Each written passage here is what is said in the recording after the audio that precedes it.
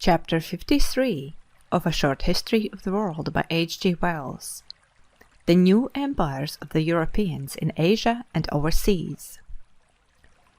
While Central Europe thus remained divided and confused, the Western Europeans, and particularly the Dutch, the Scandinavians, the Spanish, the Portuguese, the French, and the British, were extending the area of their struggles across the seas of all the world.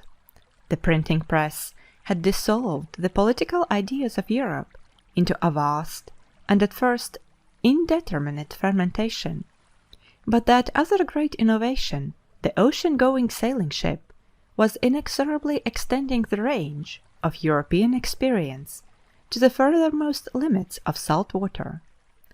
The first overseas settlements of the Dutch and northern Atlantic Europeans were not for colonization, but for trade and mining. The Spaniards were first in the field. They claimed dominion over the whole of this new world of America. Very soon, however, the Portuguese asked for a share. The Pope, it was one of the last acts of Rome as mistress of the world, divided the new continent between these two first-comers, giving Portugal, Brazil, and everything else east of a line 370 leagues west of the Cape Verde Islands, and all the rest to Spain, 1494. The Portuguese at this time were also pushing overseas enterprise southward and eastward. In 1497 Vasco da Gama had sailed from Lisbon round the Cape to Zanzibar, and then to Calicut in India. In 1515 there were Portuguese ships in Java and the Moluccas, and the Portuguese were setting up and fortifying trading stations round and about the coasts of the Indian Ocean. Mozambique, Goa, and two smaller possessions in India, Macao in China, and a part of Timor are to this day Portuguese possessions. The nations excluded from America by the papal settlement paid little heed to the rights of Spain and Portugal. The English, the Danes and Swedes, and presently the Dutch, were soon staking out claims in North America and the West Indies, and His Most Catholic Majesty of France heeded the papal settlement as little as any Protestant. The wars of Europe extended themselves to these claims and possessions. In the long run, the English were the most successful in this scramble for overseas possessions. The Danes and Swedes were too deeply entangled in the complicated affairs of Germany to sustain effective expeditions abroad. Sweden was wasted upon the German battlefields by a picturesque king, Gustavus Adolphus, the Protestant Lion of the North. The Dutch were the heirs of such small settlements as Sweden made in America, and the Dutch were too near French aggressions to hold their own against the British. In the Far East, the chief rivals for empire were the British, Dutch, and French, and in America the British, French, and Spanish. The British had the supreme advantage of a water frontier, the silver streak of the English Channel against Europe. The tradition of the Latin Empire entangled them least. France had always thought too much in terms of Europe. Throughout the 18th century she was wasting her opportunities of expansion in West and East alike in order to dominate Spain, Italy, and the German confusion. The religious and political dissensions of Britain in the 17th century had driven many of the English to seek a permanent home in America. They struck root and increased and multiplied, giving the British a great advantage in the American struggle. In 1756 and 1760 the French lost Canada to the British and their American colonists, and a few years later the British Trading Company found itself completely dominant over French, Dutch, and Portuguese in the peninsula of India. The great Mongol Empire of Babur, Akbar, and their successors had now far gone into decay, and the story of its practical capture by a London Trading Company, the British East India Company, is one of the most extraordinary episodes in the whole history of conquest. This East India Company had been originally at the time of its incorporation under Queen Elizabeth no more than a company of sea adventurers.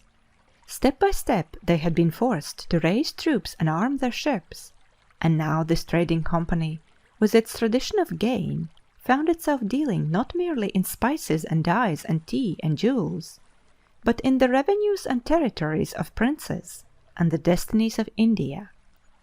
It had come to buy and sell, and it found itself achieving a tremendous piracy. There was no one to challenge its proceedings. Is it any wonder that its captains and commanders and officials, nay, even its clerks and common soldiers, came back to England loaded with spoils? Men under such circumstances, with a great and wealthy land at their mercy, could not determine what they might or might not do. It was a strange land to them, with a strange sunlight. Its brown people seemed a different race, outside their range of sympathy.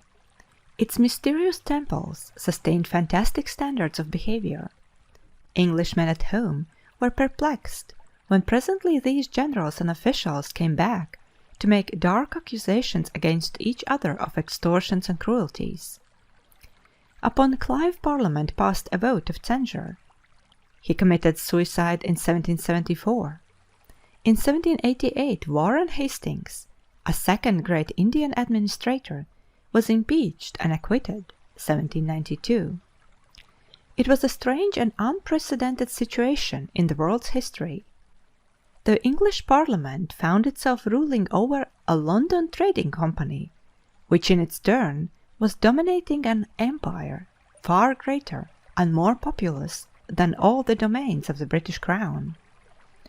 To the bulk of the English people India was a remote, fantastic, almost inaccessible land, to which adventurous poor young men went out, to return after many years very rich and very choleric old gentlemen. It was difficult for the English to conceive what the life of these countless brown millions in the eastern sunshine could be. Their imaginations declined the task. India remained romantically unreal. It was impossible for the English, therefore, to exert any effective supervision and control over the company's proceedings. And while the Western European powers were thus fighting for these fantastic overseas empires upon every ocean in the world, two great land conquests were in progress in Asia. China had thrown off the Mongol yoke in 1360 and flourished under the great native dynasty of the Mings until 1644. Then the Manchus, another Mongol people, reconquered China and remained masters of China until 1912. Meanwhile, Russia was pushing east and growing to greatness in the world's affairs. The rise of this great central power of the Old World, which is neither altogether of the East nor altogether of the West, is one of the utmost importance to our human destiny. Its expansion is very largely due to the appearance of a Christian steppe people, the Cossacks, who formed a barrier between the feudal agriculture of Poland and Hungary to the west and the Tartar to the east. The Cossacks were the wild east of Europe, and in many ways not unlike the wild west of the United States in the middle 19th century. All who had made Russia too hot to hold them, criminals as well as the persecuted innocent, rebellious serfs, religious secretaries, thieves, vagabonds, murderers, sought asylum in the southern steppes, and there made a fresh start, and fought for life and freedom against Pole, Russian and Tartar alike. Doubtless, fugitives from the Tartars to the east also contributed to the Cossack mixture.